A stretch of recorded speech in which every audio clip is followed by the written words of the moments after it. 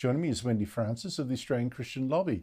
Wendy, it's good to see you again. Your view of the Thorburn scandal, how a man was forced out for being of a Christian church. Well, thanks for having me, Andrew. I think the hypocrisy of the Essendon Football Club and also of the Victorian Premier, Dan Andrews, has been well and truly exposed. Unless you bow down to the new religion of diversity, and that is in regards to a woke agenda on sexuality, on certainly even on life issues, then you will be cancelled. And this is exactly what's happened to Thorburn. Now, Wendy, I thought we had laws against discriminating against people of faith. How come Thorburn isn't protected by that?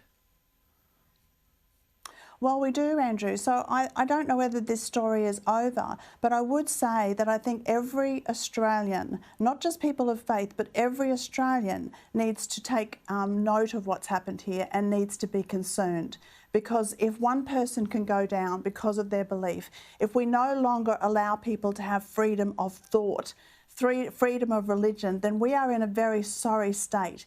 If we can now label anyone who disagrees with us on the area of religion or moral or ethics as an intolerant bigot, then that doesn't actually excuse any Australian. And I think we should all be concerned. And certainly after the performance today, I think Victorians, particularly Victorians of faith, need to be very careful as they enter the ballot box in November to be sure that they listen carefully to what their Premier said about people of faith as well. I think that's absolutely correct.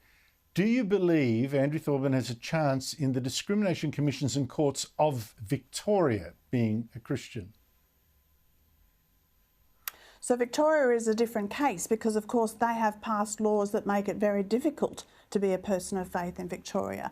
But I would say that all Abrahamic faiths believe exactly what Andrew Thorburn believes or exactly what his church believes. This is not controversial. It is not controversial for anybody from an Abrahamic faith to believe that sexuality is expressed through marriage and that is a man and a woman committed to each other for life. It is not controversial to believe that God places every body as a sacred person, and that includes the baby in the womb.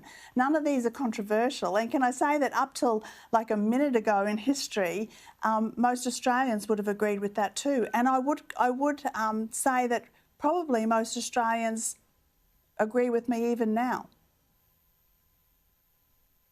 Now, when you say Abrahamic faith, for those that aren't into religious nomenclature, you're talking about the Jewish, Christian and Muslim faiths, all having the same sort of thoughts that now make you unfit, apparently, well, at least if you're Christian, to run an AFL football club. Can you believe? Wendy Francis, thank you so much for your time.